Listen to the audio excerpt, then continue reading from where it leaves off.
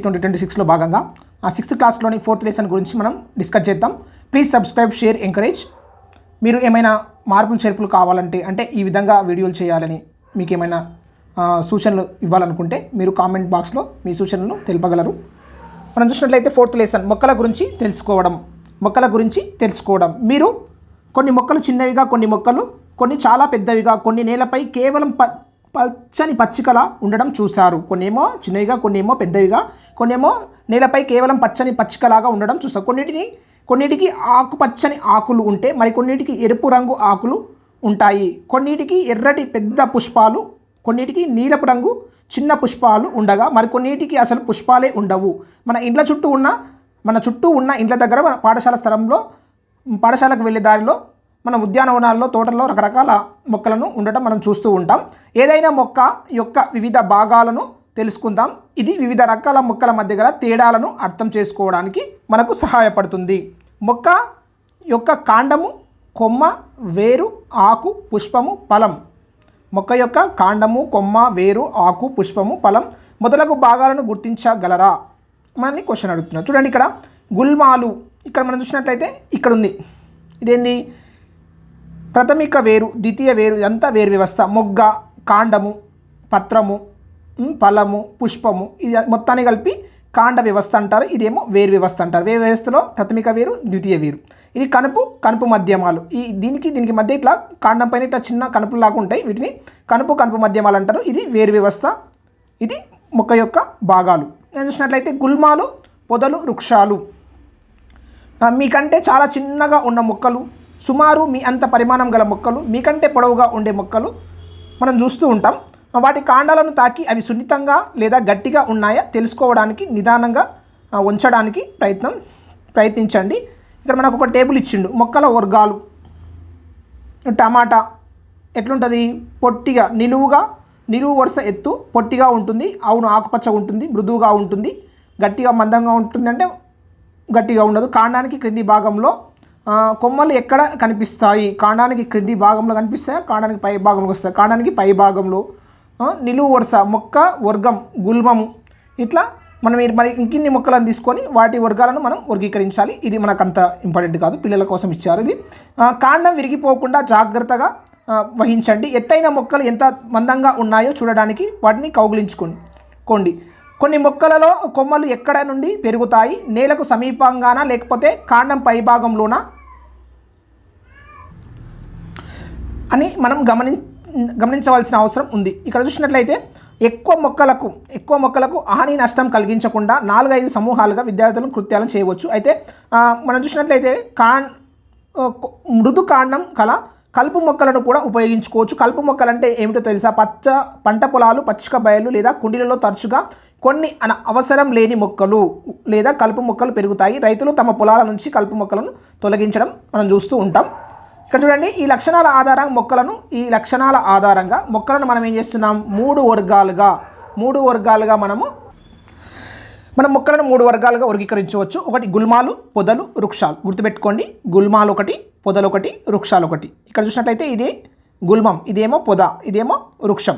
ఈ విధంగా మూడు వర్గాలుగా లేదా 3 గ్రూపులుగా మనం వర్గీకరించడం అనేటువంటి జరుగుతుంది. పచ్చని మృదువైన, ఈ లక్షణాలు గుర్తుపెట్టుకోవాలి. పచ్చని మృదువైన కాండం కలిగిన మొక్కలను పచ్చగా ఉంటాయి. మరియు మృదువైన కాండం కలిగినటువంటి మొక్కలు ఏమంటాం?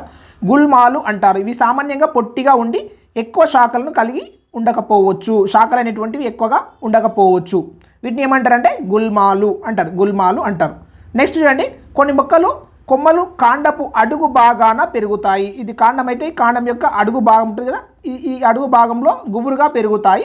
కాండం గట్టిగా ఉంటుంది, వీటి యొక్క కాండం గట్టిగా ఉంటుంది. గుల్మాలదేమో మృదువుగా ఉంటుంది, కానీ ఎక్కువ మందం ఉండదు. ఇటువంటి మొక్కలను మనం ఏమంటామంటే పొదలు అంటాం. గుల్మాలు, పొదలు, వృక్షాలు కదా, వీటిని మనం పొదలు అంటాం. మూడో చూసినట్లయితే కొన్ని మొక్కలు చాలా పొడవుగా ఉండి గట్టి మందపాటి కాండాన్ని కలిగి ఉంటాయి. నేలకు చాలా ఎత్తులో కాండం పై భాగంలో కొమ్మలు ఉంటాయి. నేలకు చాలా ఎత్తులో ఇట్లా మనం చూసినట్లయితే ఇక్కడ ఈ భాగంలో ఉంటాయి. పొదలకు అట్లా కాదు. పొదలకు ఇది కాండం అయితే కింది నుంచే ఉంటాయి. వృక్షానికి పై భాగంలో ఉంటాయి. ఈ విధంగా నేలకు చాలా ఎత్తులో కాండం పై భాగంలో కాండం యొక్క పై భాగంలో కొమ్మలు ఉంటాయి. ఇటువంటి మొక్కలను మనం ఏమంటామంటే వృక్షాలు అంటాం. పై లక్షణాల ఆధారంగా ఇప్పుడు మీరు మొక్కలను వర్గీకరించి వరుసను పూర్తి చేయండి అంటున్నారు. మనీ ప్లాంట్ చిక్కుడు మొక్క, సోరజాతి మొక్కలు, మనీ ప్లాంట్ కానీ చిక్కుడు మొక్క కానీ సోరజాతి మొక్కలు, ద్రాక్ష తీగలు వంటి మొక్కలు ఎలాంటి కాండం కలిగి ఉంటాయని పహేలి ఆశ్చర్యపోయింది. ఈ మొక్కల్లో కొన్నింటిని గమనించండి. ఇవి గుల్మాలు, పొదలు లేదా వృక్షాల నుండి ఏ విధంగా భిన్నంగా ఉంటాయి? వాటిలో కొన్ని పైకి ఎక్కడానికి కొన్ని ఎగబాకడానికి ఆధారం అవసరమని మీరు అనుకుంటున్నారా? ఎస్, ఇవి చిక్కుడు, సోరజాతి, ద్రాక్ష తీగలు, ప్లాంట్లు, వీటికి ఒక ఆధారం ఉంటే ఆధారం గుంటే అవి ఏమైతాయి? పైకి వెళ్తాయి, పైకి ఎక్కుతాయి. ఇలాంటి బలహీన కాండం కలిగిన నిటారుగా నిలబడలేని నేల మీద వ్యాపించు మొక్కలను మనం ఏమంటామంటే పాకే మొక్కలు. పాకే మొక్కలు అని అంటాం. దేనినైనా ఆధారంగా చేసుకొని ఇట్లా బలహీన కాండం కలిగి నిటారుగా నిలబడలేని మొక్కలేమో నేల మీద పాకుతాయి. వాటిని ఏమంటారంటే పాకే మొక్కలు అంటారు. అట్లా కాకుండా దేనినైనా ఆధారం చేసుకొని పైకి ఎక్కే లేదా ఎగబాకే వాటిని ఏమంటారంటే ఎగబాకే మొక్కలు. ఇప్పుడు సొరకాయ ఉంది. సొరకాయ ఏం చేస్తుంది? నేలపై మనం పందిరేస్తే పందిరి పైకి వెళ్తుంది. కాకపోతే మనం పందిరి వేయకపోతే ఏమైతే నేలపైన పాకుతూ వెళ్ళిపోతుంది. అట్లా కాకుండా కొన్ని మొక్కలు అవి ఆధారం ఉన్నా లేకపోయినా పైకి ఎగబాకుతుంటాయి. ఏదైనా ఆధారాన్ని ఆసరా చేసుకొని అవి ఏం చేస్తాయి? పైకి ఎగబాకుతాయి. అట్లాంటి వాటిని మనం ఏమంటామంటే ఎగబాకే మొక్కలు అంటారు. దేనినైనా ఆధారంగా చేసుకొని పైకి ఎక్కే లేదా ఎగబాకే వాటిని ఎగబాకే మొక్కలు అంటారు. ఇవి గుల్మాలు, పొదలు, వృక్షాలకు భిన్నంగా ఉంటాయి. కొన్ని మొక్కలు ఉండవచ్చు. మీ ఇల్లు లేదా పాఠశాలలో పెరుగుతున్నటువంటి ఏవైనా 2 వృక్షాలు, గుల్మాలు, పొదలు, పాకే మొక్కల పేర్లను మనకు రాయమని చెప్తున్నాడు. ఈ విధంగా పాకే మొక్కలు ఇవేమో నేలపైన ఉంటాయి. ఇవేమో వాటర్ మిలాన్, తర్వాత కరబూజా, తర్వాత సోరకాయ, ఇలాంటివన్నీ కూడా నేలపైన పాకుతూ ఉంటాయి. తర్వాత ఎగపాకే మొక్కలు, చిక్కుడు, మనీ ప్లాంట్, ఇలాంటివి ఎగబాకే మొక్కలు. నెక్స్ట్ చూడండి, మొక్కల్లో మనం కాండం అనేటువంటి భాగాన్ని గురించి ఇప్పుడు తెలుసుకుంటున్నాం. మన చుట్టూ ఉన్న వివిధ మొక్కల కాండాలను నిశ్చితంగా పరిశీలించండి. కాండంపై ఉద్భవించే వివిధ రకాల భాగాలను గుర్తించండి, పోల్చండి. ఏమి కనుగొన్నారు? కాండంకు ఆకులు, కొమ్మలు, మొగ్గలు, పుష్పాలు, ఈ 4 భాగాలు ఉంటాయి. ఆకులుంటాయి, కొమ్మలుంటాయి, మొగ్గలుంటాయి, పుష్పాలుంటాయి. ఓకేనా? కాండంలో రంగు కనబడుతుందా? కాండంలో రంగు పైకి వెళ్ళడానికి మీరు గమనిస్తారా? దానిని ఎక్కువ కాలం ఉంచితే ఆ రంగు ఆకులో, ఈ నెలలో కనిపిస్తుంది. ఈ రంగు అక్కడ ఎలా చేరింది మీరు అనుకుంటున్నారు? కాండం నీటిని పైకి తరలించడంలో సహాయపడుతుందని మనం చూడవచ్చు. నీరు ఖనిజ లవణాలు ఆకులకు, కాండానికి అతుకబడి ఉన్న ఇతర మొక్క భాగాలకు వెళ్తాయి. కాండం నీటిని పైకి తరలించడంలో సహాయపడుతుందని మనం చూడవచ్చు. అదేవిధంగా నీరు ఖనిజ లవణాలు ఏం చేస్తాయి? నీరు ఖనిజ లవణాలను ఆకులకు, కాండానికి అతుకబడి ఉన్న ఇతర మొక్క భాగాలకు వెళ్తాయి. దేని ద్వారా వెళ్తాయంటే కాండం ద్వారా. కాండం ద్వారా వెళ్తాయి. కాండంలో నీరు పైకి వెలుట మరియు ఆకులను చేరుట. కాండం చివరి భాగంను విస్తరించి చూపే దృశ్యం ఇది. చూడండి. నెక్స్ట్ ఆకులు. కొన్ని మొక్కలు ఆకులను గమనించి వాటిని మీ నోట్ పుస్తకంలో ఇక్కడ మనకు ఏం చేశాడంటే ఒక ఎక్స్పెరిమెంట్ ఇచ్చాడండి. ఈ ఎక్స్పెరిమెంట్ ఏంటంటే ఏదైనా వాటర్ని తీసుకొని వాటర్లో సిరా ఇంకు కానీ ఏదైనా కలర్ కానీ వేసి ఒక కొమ్మని కట్ చేసి అందులో వేస్తే ఒక 2 hours 3 hours తర్వాత మనం అబ్జర్వ్ చేసినట్లయితే మనం కాండాన్ని కానీ పత్రాన్ని కానీ కట్ చేసి మైక్రోస్కోప్లో పెట్టిన చూస్తే ఈ కలర్ అనేటువంటిది ఈ మొక్క భాగంలో, కాండంలో, పత్రంలో కూడా మనం అబ్జర్వ్ చేయవచ్చు మైక్రోస్కోప్లో. ఆ విధంగా కాండం ఏం చేస్తుంది? నీటిని పైకి తీసుకువెళ్ళడంలో ఉపయోగపడుతుందని ఈ ఎక్స్పెరిమెంట్ మనకు చెప్తుంది. అదంతా మనకు అవసరం లేదు. జస్ట్ స్కూల్ పిల్లల కోసం అండర్స్టాండింగ్ కోసం కృత్యాలు ఇస్తారు. మనకు మెయిన్ పాయింట్స్ చాలు. నెక్స్ట్ మొక్కల ఆకులను గమనించండి. వీటి ఆకులన్నీ ఒకే పరిమాణం, ఆకారం, రంగులో ఉన్నాయా? వీటి ఆకులన్నీ ఒకే పరిమాణము, ఆకారము, రంగులో ఉన్నాయా? ఆకులు కాండానికి ఎలా అతుకబడ్డాయి? కాండానికి అంటుకొని ఉన్న ఆకు భాగాన్ని ఏమంటారంటే ఇది కాండం అయితే ఈ ఆకు భాగాన్ని పత్రం మీద అయితే దీనికి అంటుకొని ఉన్న ఈ భాగాన్ని మనం ఏమంటామంటే పత్రవృంతం. ఈ భాగాన్ని మనం పత్రవృంతం అని అంటాం. వెడల్పైన పచ్చటి ఆకు భాగాన్ని ఏమంటామంటే పత్రదళం. ఇట్లా వెడల్పైనటువంటి ఆకు భాగాన్ని మనం ఏమంటామంటే దీన్ని పత్రదళం అని అంటాం. మీ చుట్టూ ఉన్న మొక్కల్లో ఆకుల యొక్క భాగాలను మీరు గుర్తించారా? ఆకులన్నిటికీ పత్రవృంతాలు ఉంటాయా? ఆకులన్నిటికీ పత్రవృంతాలు ఉంటాయి. పత్రదళం, కాండం, పత్రవృంతం. ఇది ఈ విధంగా మనం చూసినట్లయితే దీని మొత్తానేమో పత్రదళం అంటాం. ఈ మధ్య భాగాన్ని ఇదేమో కాండము, దీనికి అంటుకొని ఉండే ఈ మధ్య భాగాన్ని పత్రవృంతం అంటాం. ఆకు అచ్చు లేదా ముద్రను తీసుకొని దాన్ని గురించి బాగా తెలుసుకుందాం. ఆకుల గుర్తులు ఏర్పరచలేవని అనుకుంటే ఇక్కడ ఉన్న కృత్యాన్ని మిమ్మల్ని మరొకసారి ఆలోచించేలా చేస్తుంది. ఇక్కడ చూడండి, ఇదంతా మనకు అవసరం లేదు. నెక్స్ట్, ఆకుపై ఉన్నటువంటి ఈ గీతలను ఏమంటామంటే ఈనెలు అంటాం. మనకు ఆకు మధ్య భాగంలో గీతలు లాంటి నిర్మాణాలు ఉంటాయి. వీటిని ఏమంటామంటే మనం ఈనెలు అని అంటాము. ఆకు మధ్యలో ఒక స్పష్టమైన గీతను చూసారా, దీనిని ఏమంటారంటే నడిమి ఈనె. ఆకు మన పత్రం చూసినట్లయితే ఈ పత్రానికి మధ్య భాగంలో ఒక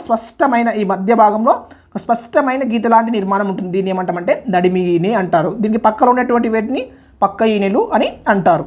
ఒక ఆకులో ఈనెలతో చేయబడిన రూపురేఖను, డిజైన్ను ఆకుల ఈనెల వ్యాపనం. ఈ విధంగా ఉన్నటువంటి ఈ నిర్మాణాన్ని మనం ఏమంటామంటే ఆకుల ఈనెల వ్యాపనం అంటాం. ఈ విధంగా ఈనెలతో చేయబడినటువంటి రూపురేఖను, డిజైన్ను మనం ఏమంటామంటే ఆకుల ఈనెల వ్యాపనం అని అంటారు.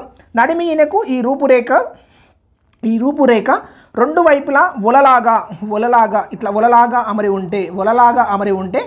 ఒలలాగా అమరి ఉంటే దీన్ని ఏమంటామంటే జాలాకార ఈనెల వ్యాపనం. ఏమంటాం? జాలాకార ఈనెల వ్యాపనం అంటాము. గడ్డి ఆకులో ఈనెలు ఒకదానికొకటి సమాంతరంగా, మనం వరి కానీ, మొక్కజొన్న కానీ, గడ్డి కానీ ఇలాంటి పత్రాలను తీసుకున్నట్లయితే వీటి యొక్క పత్రంలో ఈనెలు ఎలా ఉంటాయంటే ఇట్లా నిలువుగా అమరి ఉంటాయి.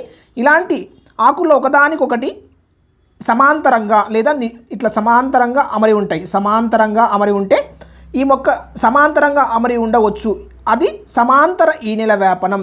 ఇట్లా ఉంటే దీన్ని ఏమంటామంటే సమాంతర ఈనెల వ్యాపనం అంటాం. ఇట్లా ఉలలాగా అమరి ఉంటే దాన్నేమో జాలాకార ఈనెల వ్యాపనం అని అంటాం. మొక్క నుండి ఆకులను తీసివేయకుండా వీలైనన్ని ఎక్కువ ఆకులతో ఈనెల వ్యాపనాన్ని గమనించండి. మొక్క నుంచి ఆకులను తీసివేయకుండా వాటి యొక్క ఈనెల వ్యాపనాన్ని గమనించాలని మనకు సూచిస్తున్నారు. నెక్స్ట్ చూసినట్లయితే ఇక్కడ చూడండి, మనకు ఇది సమాంతర ఈనెల వ్యాపనం, ఇదేమో సమాంతర వ్యాపనం, ఇది జాలాకార ఈనెల వ్యాపనం, ఇదేమో సమాంతర ఈనెల వ్యాపనం. ఇది జాలాకార, ఇది సమాంతర. ఓకేనా? నెక్స్ట్, జాలాకార సమాంతర ఈనెల వ్యాపనాన్ని కలిగి కొన్ని మొక్కల పేర్లను రాయమని అంటున్నాడు. చూడండి, నెక్స్ట్, ఎండగా ఉన్న రోజుల్లో పగటిపూట సూర్యకాంతిలో ఎక్కువ నీరు పోసి పెంచుతున్నటువంటి ఆరోగ్యమైన మొక్కను ఉపయోగించండి. ఆకులు గల మొక్క కొమ్మను ఒక పాలిథిన్ సంచితో మూసి దాని మూతిని కట్టండి. మరొక ఖాళీ పాలిథిన్ సంచి మూతిని కట్టి దానిని కూడా ఎండలో ఉంచండి. కొన్ని గంటల తర్వాత సంచుల లోపలి ఉపరితలాన్ని పరిశీలించండి. అక్కడ నీటి బిందువులు ఏమైనా ఉన్నాయా, అవి అక్కడికి ఎలా వచ్చాయి అని మీరు అనుకుంటున్నారు. నీరు ఆవిరి రూపంలో ఆకుల నుండి బయటకు వచ్చే ప్రక్రియనే మనం ఏమంటాం? బాష్పోత్సేకం అంటాం. నీరు ఆవిరి రూపంలో ఆకుల నుండి బయటికి వచ్చే ప్రక్రియనే బాష్పోత్సేకం అంటాము. ఈ ప్రక్రియ ద్వారా మొక్కలు చాలా నీటిని గాలిలోనికి విడుదల చేస్తాయి. ఆకుల చుట్టూ సంచిని ఎందుకు కట్టాం? మనం పాలిథిన్ సంచిని కట్టకపోతే నీరు ఆవిరి కావడాన్ని మనం చూసేవాళ్ళమా అంటే మనం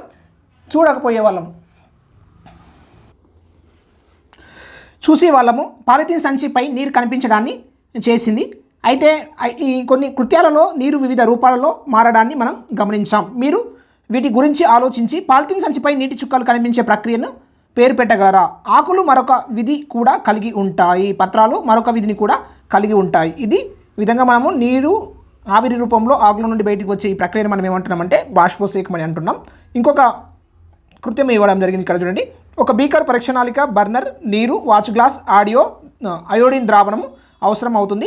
పరీక్షనాళికలో ఒక ఆకును తీసుకొని ఒక పత్రాన్ని తీసుకొని ఆకు పూర్తిగా మునిగేటట్టు ఏం చేయాలి? స్పిరిట్ గుర్తుపెట్టుకోవాలి. స్పిరిట్ పోయాలి. ఆకుపచ్చని ఆకు, నీలి నలుపు రంగు ఆకు, అయోడిన్ ద్రావణం. నెక్స్ట్ చూసినట్లయితే ఈ కృత్యంలో స్పిరిట్ ఉపయోగించడం మరియు వేడి చేయడం వంటివి ఉంటాయి. కాబట్టి దాని తరగతి గదిలో ఉపాధ్యాయులు ప్రదర్శించాలి. అయితే చూసినట్లయితే సగం నీటితో నింపిన బీకర్లో పరీక్షనాళికను ఉంచండి. ఆకులోని ఆకుపచ్చ రంగు అంతా పరీక్షనాళికలోని స్పిరిట్లోకి వచ్చే వరకు ఏం చేయాలి? వేడి చేయాలి. ఆకును జాగ్రత్తగా వెలుపలికి తీసి నీటితో శుభ్రపరిచి ఒక వాచు గ్లాస్ మీద ఆకును ఉంచి దానిపై కొంత అయోడిన్ ద్రావణాన్ని మళ్ళీ పోయాలి. స్పిరిట్ కాదు ఇక్కడ, మనం ఆ వాచు గ్లాస్ నుంచి ఆకును తీసి దానిపైన అయోడిన్ ద్రావణాన్ని పోయాలి. ఆహారంలో వివిధ పోషకాల ఉనికిని గురించి మనం ఫస్ట్ లెసన్ ఆహారంలోని అంశాలైనటువంటి పాఠ్యాంశంలో తెలుసుకున్నాం. ఆహార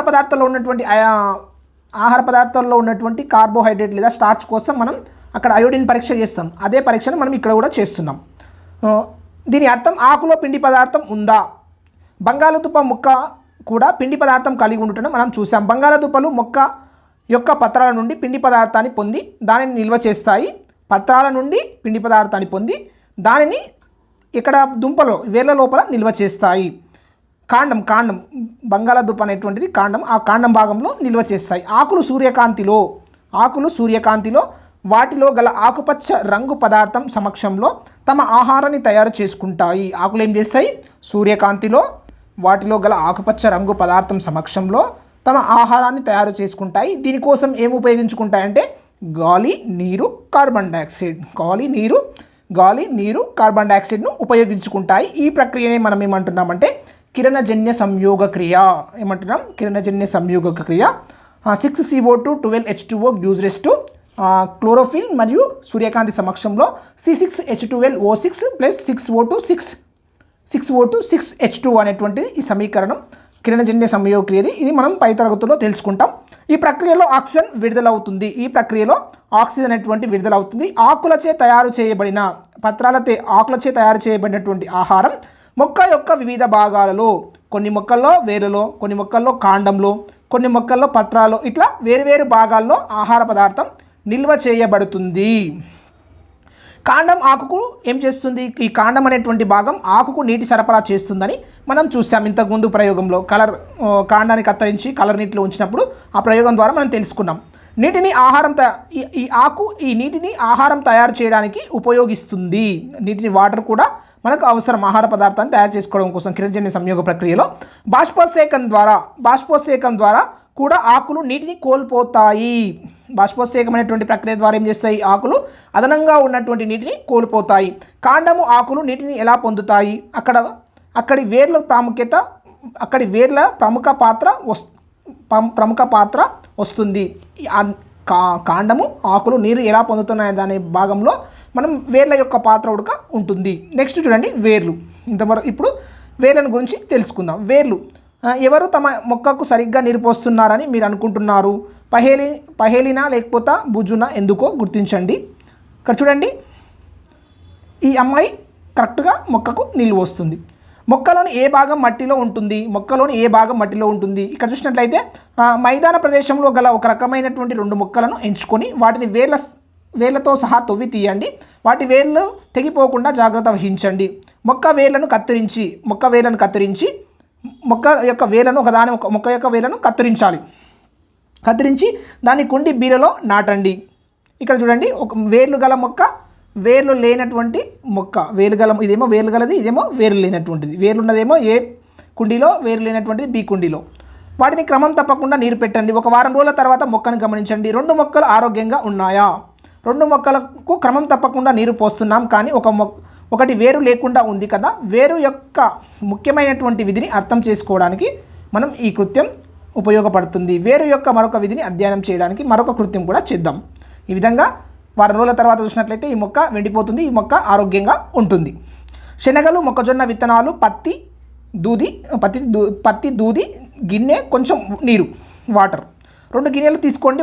వాటిలో కొద్దిగా తడి దూదిని ఉంచండి. ఒక దానిలో 3 లేదా 4 శనగ విత్తనాలు, మరొక దానిలో మొక్కజొన్న విత్తనాలు వేయండి. మొలకలు చిన్న మొక్కలుగా పెరిగే వరకు ప్రతిరోజు నీటిని చిలకరించడం ద్వారా దూదిని తడిగా ఉంచండి. ఒక వారం రోజుల తర్వాత దూది నుండి లేత మొక్కలు వేరు చేయడానికి ప్రయత్నించండి. ఈ విధంగా దూది నుంచి, ఇదేమో వేరుశెనగలు మొక్క నుంచి. దూది మీద పెరిగినటువంటి లేత మొక్కలు. దూదిని వేర్ల నుండి వేరు చేయడం సులభమా? ఎందుకు అంటే మనం మట్టి నుండి మొక్కలను సులభంగా లాగలేకపోయాం కదా, మనం వాటిని తవ్వి తీసాం. ఎందుకంటే మొక్కలు మట్టిలో స్థిరంగా ఉండడానికి వేర్లు సహకరిస్తాయి. మొక్కలు మట్టిలో స్థిరంగా ఉండడానికి వేర్లు సహకరిస్తాయి. వేర్లు మొక్కను మట్టిలో దృఢంగా పట్టి ఉంచుతాయి. వేర్లు ఏం చేస్తాయి? మొక్కను మట్టిలో నిలువుగా ఉండడానికి దృఢంగా పట్టి ఉంచుతాయి. వివిధ రకాల కాండాలు, ఆకులు ఉండటం మనం చూసాం. వేర్లు కూడా వైవిధ్యతను చూపుతాయా? మనము కాండాలు వేరుగా ఉండడాన్ని, పత్రాలు వేరుగా ఉండడాన్ని చూస్తాం ఇంతకు ముందుకు. ఇప్పుడు వేర్లు కూడా వైవిధ్యం ఉంటాయి, అంటే వేర్లలో ఉడక రకాలు ఉంటాయని మనల్ని అడుగుతున్నాడు. చూడండి, ఇప్పుడు మనమందరం కృత్యంలో దూది నుండి బయటకు లాగిన వేరుశనగ మొక్కల వేర్లను చూడండి. ఇక్కడ చూసినట్లయితే వేర్ల వలె కనిపిస్తున్నాయి. మొక్కజొన్న మొక్క వేర్లు ఎలా ఉన్నాయి? ఇదేమో మొక్కజొన్న వేరు, ఇదేమో దూది నుంచి వచ్చినటువంటి వేరు. ఇక్కడ అబ్జర్వ్ చేసినట్లయితే ఈ విధంగా ఉంటుంది. ఇక్కడ చూసినట్లయితే పటంలో వేర్లతో సరిపోల్చిన తర్వాత క్రింది ఖాళీలోని ప్రదేశాల్లో వేరుశనగ, మొక్కజొన్న అని రాయండి. శనగ, మొక్కజొన్న వేర్లు ఏ విధంగా ఒకేలాగా ఉన్నాయి, అదే ఏ విధంగా భిన్నంగా ఉన్నాయి? అక్కడ 2 రకాల వేర్లు ఉన్నట్లుగా కనిపిస్తున్నాయి కదా, అవును కదా? వేరే ఇతర రకాల వేర్లు కూడా ఉన్నాయా అని మనల్ని క్వశ్చన్ చేస్తుంది. వన్య మొక్కలు పెరుగుతున్న మైదాన ప్రదేశానికి వెళ్ళండి. కొన్నింటిని తవ్వి తీసి వేర్లతో ఉన్న మట్టిని కడిగి వాటిని అబ్జర్వ్ చేయాలి, పరిశీలించాలి. మనం చూసినట్లయితే ఇక్కడ 2 రకాల వేరు వ్యవస్థలు ఉంటాయి. ఒకటి తల్లి వేరు వ్యవస్థ, ఒకటి గుబురు వేరు వ్యవస్థ లేదా పీచు వేరు వ్యవస్థ. ఈ విధంగా వేర్లలో ప్రధాన వేరును ఇట్లా ఒక ప్రధాన వేరు ఉండి దానికి ఇట్లా చిన్న వేర్లు ఉంటే దాన్ని తల్లి వేరు అని అంటారు. చిన్న వేర్లను ఏమంటామంటే పార్శ్వ వేర్లు అని అంటాము. మొక్కల వేర్లలో ప్రధాన వేరు లేదు. అన్ని వేర్లు, కొన్ని మొక్కలకు మనం చూసినట్లయితే ప్రధాన వేరు ఉండదు. అన్ని వేర్లు ఈ విధంగా ఉంటాయి. అన్ని వేర్లు ఒకే విధమైన పరిమాణంలో, ఒకే సైజులో ఉంటాయి. ఇలాంటి వేర్లను ప్రధాన వేరు లేదు, అన్ని వేర్లు ఒకే విధంగా కనిపిస్తాయి. వీటిని గుబురు వేర్లు లేదా పీచు వేర్లు అని అంటారు. మొక్కలను 2 సమూహాలుగా విభజించండి. ఏ తల్లి వేరు గల మొక్కలు, బి గుబురు వేరు గల మొక్కలను. ఏలో గల మొక్కల ఆకులను ఇప్పుడు అబ్జర్వ్ చేద్దాం. ఇవేమో వేర్లు, ఇవేమో పత్రాలు. ఈ వేర్లు, ఈ పత్రాలు మనం చూసినట్లయితే మొక్కల యొక్క ఆకులను చూడండి. ఈ రకం ఈనెల వ్యాపనాన్ని కలిగి ఉన్నాయి. అవి ఏ రకం ఈనెల వ్యాపనాన్ని కలిగి ఉన్నాయి? సమూహం బిలోని మొక్కలలో ఏ రకం ఈనెల వ్యాపనాన్ని మీరు చూశారు? మొక్కల్లో ఆకుల ఈనెల వ్యాపనాన్ని వేల రకానికి ఒక ఆసక్తి గల విధానంలో సంబంధం ఉందని మీరు అబ్జర్వ్ చేసినట్లయితే, మనం చూసినట్లయితే తల్లి వేరు వ్యవస్థ ఉన్నటువంటి మొక్కల్లో ఏముంటుంది? జాలాకార ఈనెల వ్యాపనం ఉంటుంది. గుబురు వేరు వ్యవస్థ లేదా పీచు వేరు వ్యవస్థలో ఉన్నటువంటి మొక్కల్లో సమాంతర వీనెల వ్యాపనం ఉంటుంది. మనం ఇంతకుముందు చెప్పుకున్నాం జాలాకార ఈనెల వ్యాపనం, సమాంతర వీనెల వ్యాపనం. జాలాకార ఈనెల వ్యాపనం అంటే ఈ విధంగా వలలాంటి ఈనెలు ఉంటే దాన్ని జాలాకార వీనెల వ్యాపనం అని. అట్లా కాకుండా ఇట్లా సమాంతరంగా అన్ని ఈనెలు ఒకే పరిమాణంలో ఉంటే వీటిని సమాంతర వీనెల వ్యాపనం అని అంటాం. ఈ విధంగా సమాంతర వీనెల వ్యాపనమేమో పీచు వేరు లేదా గుబురు వేరు వ్యవస్థలో ఉంటే, జాలాకార ఈనెల వ్యాపనమేమో ఎందులో ఉంటుంది? జాలాకార వీనెల వ్యాపనం కలిగిన మొక్కల్లో వేరు వ్యవస్థ ఎలా ఉంటుందంటే తల్లి వేరు వ్యవస్థ ఉంటుంది. ఇక్కడ నుండి మనకు బిట్ వచ్చేటువంటి అవకాశం ఉంది, గుర్తుపెట్టుకోవాలి. ఒక అద్భుతమైన ఆలోచన వచ్చింది. ఒక మొక్కలో ఏ రకం వేర్లు ఉన్నాయో అని తెలుసుకోవాలంటే దానిని వేర్లతో సహా పెకిలించవలసిన అవసరం లేదు. దాని పత్రాలను చూస్తే సరిపోతుంది. పత్రాలను చూసి మనం ఆ మొక్క యొక్క వేరు వ్యవస్థ ఏందనేది మనం ఇప్పుడు తెలుసుకోవచ్చు. ఎందుకంటే జాలాకార ఈనెల వ్యాపనం కలిగిన మొక్క ఉంటే దాని యొక్క వేరు వ్యవస్థ ఏముంటుంది? తల్లి వేరు వ్యవస్థ ఉంటుంది. సమాంతర ఈనెల వ్యాపనం కలిగిన పత్రాలు ఉంటే ఆ మొక్క యొక్క వేరు వ్యవస్థ ఎట్లా ఉంటుంది? పీచు వేరు వ్యవస్థ లేదా గుబురు వేరు వ్యవస్థ ఉంటుంది. ఇట్లా మనం కొన్ని తీసుకొని వాటిని రాయమని చెప్తున్నాడు. నీరు ఖనిజ లవణాలను వేర్ల నేలలో నుండి పీల్చుకుంటాయి. నీరు ఖనిజ లవణాలను ఏం చేస్తాయి? వేర్లు నేలలో నుండి పీల్చుకుంటాయి. కాండం ఏం చేస్తుంది? ఆకులకు, మొక్కలోని ఇతర భాగాలకు వీటిని సరఫరా చేస్తుందని మనం నేర్చుకున్నాం ఇంతకు ముందుకే. ఆకులు ఆహారాన్ని తయారు చేస్తాయి. ఆ ఆహారం కాండం ద్వారా, ఆకులు తయారు చేసినటువంటి ఆహారాన్ని కాండం ఏం చేస్తుంది? కాండం ద్వారా ప్రయాణించి మొక్కలోని వివిధ భాగాలలో నిల్వ చేయబడుతుంది. కొన్ని వేర్లను మనం తింటాం. ఉదాహరణకు క్యారెట్, మనం తినేటువంటి వేర్లు. ఎగ్జాంపుల్ గుర్తుపెట్టుకోండి, ఇక్కడ నుంచి బిట్ వస్తుంది. తినే వేర్లు మనం చూసినట్లయితే క్యారెట్, ముల్లంగి, చిలకడ దుంప, ఎర్ర ముల్లంగి, బీట్రూట్, కర్ర పెండలం, ఇవి మనం తినే వేర్లు. ఈ క్రింది వాటిలో మనం తినదగిన వేర్లను గుర్తించండి అనేటువంటి క్వశ్చన్.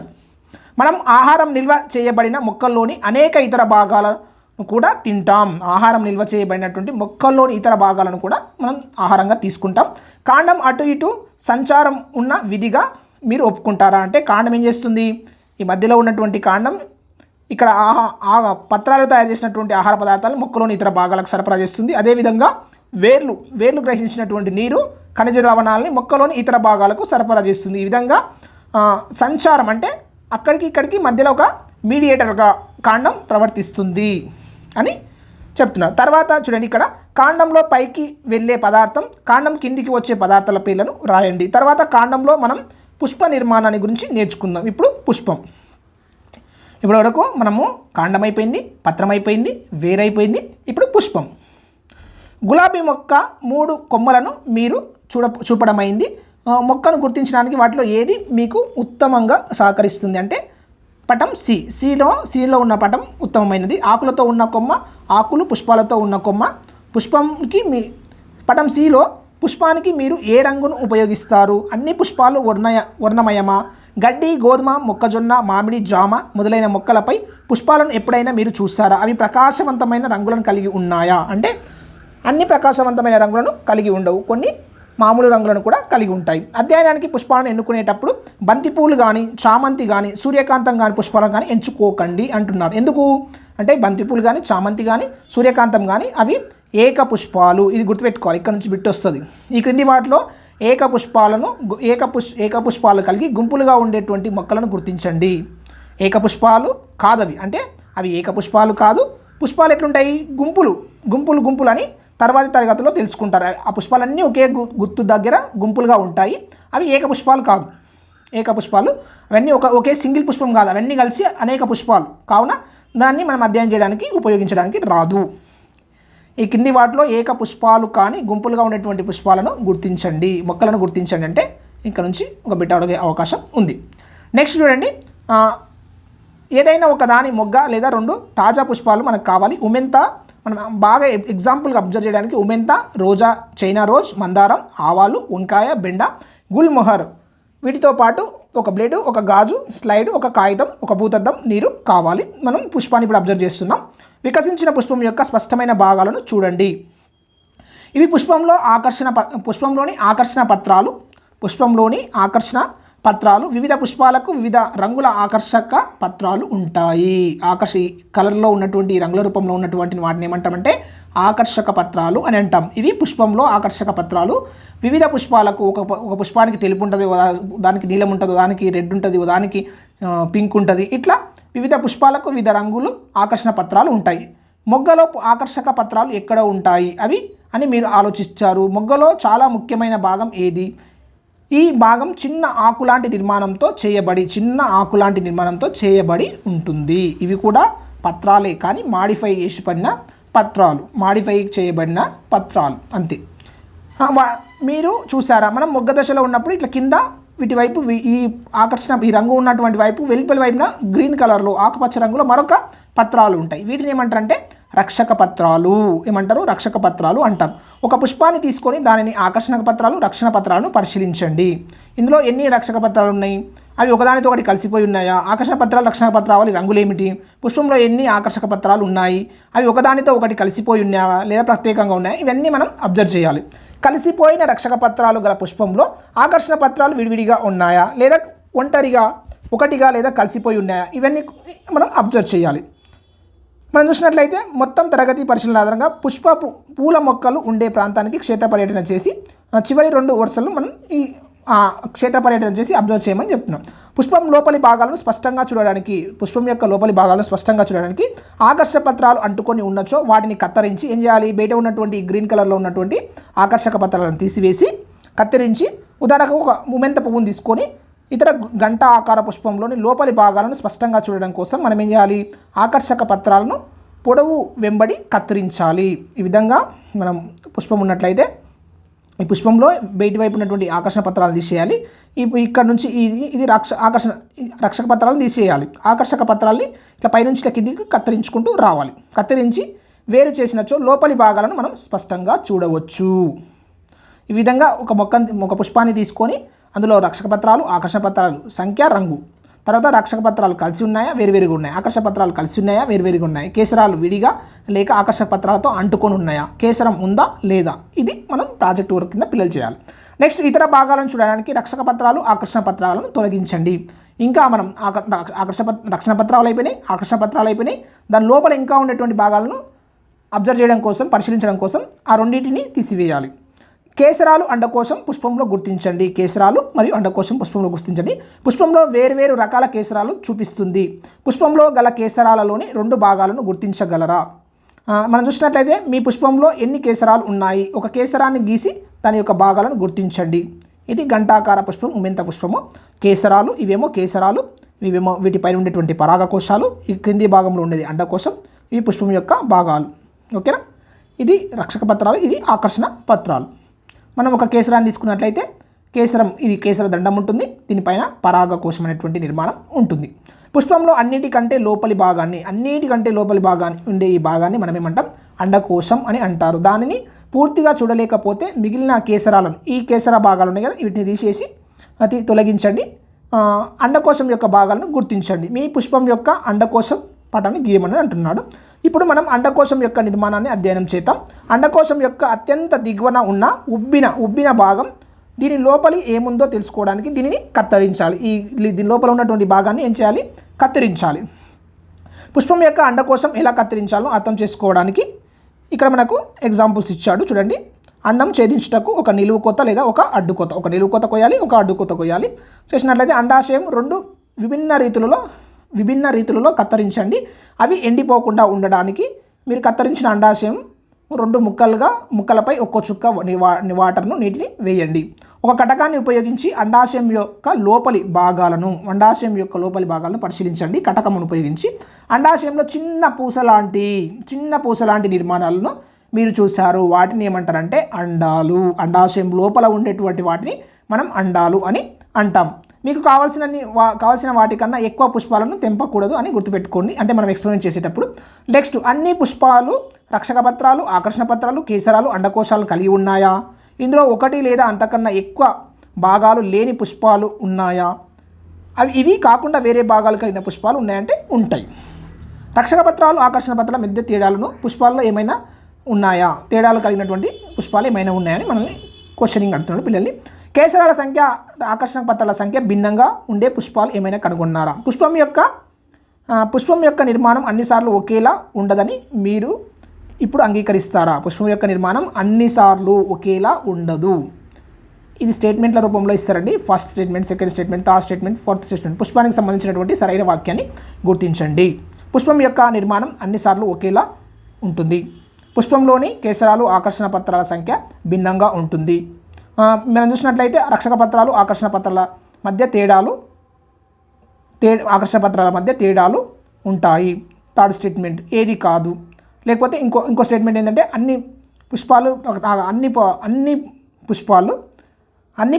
రక్షక పత్రాలు, ఆకర్షణ పత్రాలు, కేసరాలు, అండకోశాల్లో విభిన్నతను కలిగి ఉంటుంది. మనకు రాంగ్ ఆన్సర్ ఏంటంటే ఫస్ట్ ఆప్షన్. ఓకేనా? ఇట్లా మనం ఇవన్నిటిని గుర్తుపెట్టుకోవాలి, ప్రతి అంశాన్ని, ఎందుకంటే స్టేట్మెంట్ల రూపంలో ఇప్పుడు క్వశ్చన్స్ వస్తున్నాయి.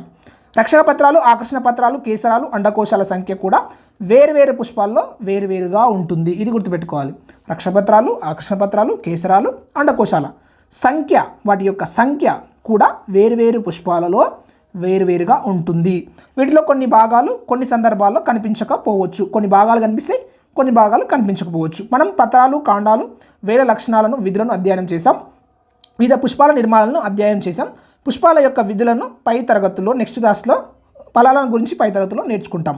ఇది మనం మొక్కల గురించి తెలుసుకోవడం. ఇక్కడ నుంచి మనం ఈ పాఠ్యంలో ఉన్నటువంటి కీలక పదాలు చూసినట్లయితే ఎగబాకే మొక్కలు, ప్రసరణ, పాకే మొక్కలు, గుబురు వేరు లేదా పీచు వేర్లు, గుల్మాలు, పత్రదళం, పార్శ్వ వేర్లు, మధ్య ఈనె, అండము, సమాంతర ఈనెల వ్యాపనం, ఆకర్షణ పత్రం, పత్రవృంతం, కిరణజన్య సంయోగ క్రియ, ఫోటోసింథసిస్, అండకోశము, జాలాకార ఈనెల వ్యాపనము, రక్షక పత్రం, పొదలు, కేసరం, తల్లివేరు, బాష్పోసేకం, వృక్షాలు, ఈనెలు. ఇవన్నీ మనం ఈ లెసన్స్లో చూసాం.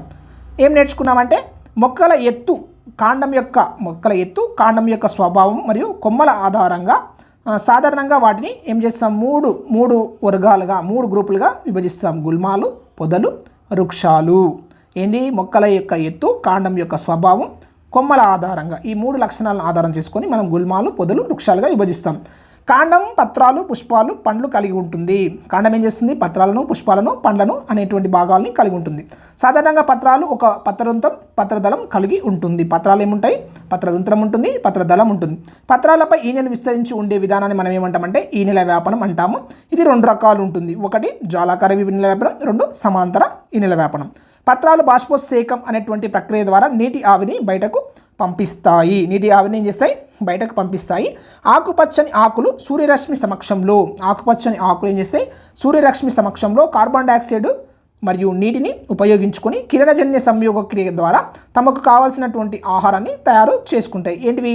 ఆకుపచ్చని ఆకులు, పత్రాలు. నేల నుంచి నీరు, ఖనిజ లవణాలు, నేల నుంచి నీటిని, ఖనిజ లవణాలని పీల్చుకుంటాయి? మొక్కలోని వేర్లు పీల్చుకుంటాయి. అదేవిధంగా మొక్కను నేలలో ఏం చేస్తాయి? దృఢంగా పట్టి ఉంచుటకు వేర్లు ఉపయోగపడతాయి. ఈ క్రింది వాటిలో వేర్ల యొక్క విధిని గుర్తించండి అని క్వశ్చన్ వస్తుంది. అట్లా కూడా క్వశ్చన్స్ అడిగే అవకాశం ఉంది. వేర్లు ముఖ్యంగా 2 రకాలు: తల్లివేర్లు, గుబురువేరు వ్యవస్థ. తల్లివేరు వ్యవస్థ, గుబురువేరు వ్యవస్థ. పత్రాలలో జాలాకార ఈనెల వ్యాపనం గల మొక్కలలో తల్లివేరు ఉంటుంది. పత్రాలలో జాలాకార ఈనెల వ్యాపనం గల మొక్కల్లో ఏముంటుంది? జాలాకార తల్లివేరు. చెప్పుకున్నాం కదా ఇంత ముందుకు. ఇట్లా తల్లివేరు, ఈ విధంగా తల్లివేరు కలిగినటువంటి వాటిలో తల్లివేరు ఉంటే ఇట్లా ఒక పెద్ద వేరు ఉంటుంది, దానికి పక్కన చిన్న వేర్లు ఉంటాయి. దీన్ని తల్లివేరు వ్యవస్థ అంటాం. వీటి పత్రాలు మనం అబ్జర్వ్ చేసినట్లయితే పత్రాలు ఎట్లుంటాయి? మధ్య ఈనె ఉంటుంది, వాటి పక్కన చిన్న ఈనెలు ఉంటాయి. అదేవిధంగా మనం చూసినట్లయితే సమాంతర ఈనెల వ్యాపనం. పీచు వేర్లు ఇట్లుంటాయి. అన్నీ ఒకే సమానమైనటువంటి వేర్లు ఉంటాయి.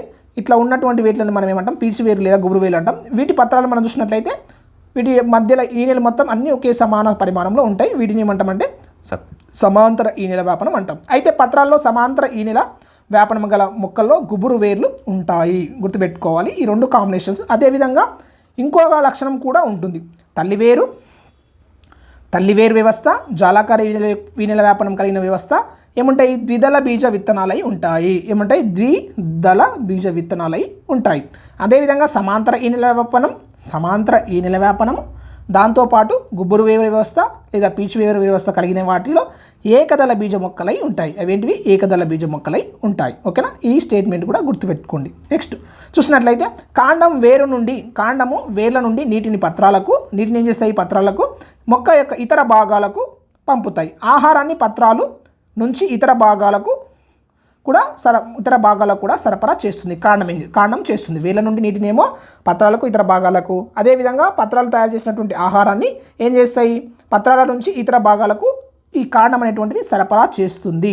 పుష్పంలో రక్షక పత్రాలు, ఆకర్షణ పత్రాలు, కేసరాలు, అండాకోశం అనేటువంటి 4 భాగాలు ఉంటాయి. ఇది మనం మొక్కల గురించి తెలుసుకునేటువంటి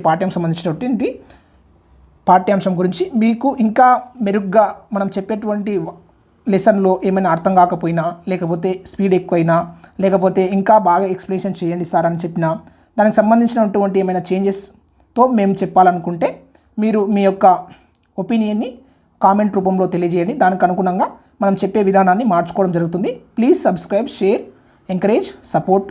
థ్యాంక్ యూ ఎవ్రీవన్.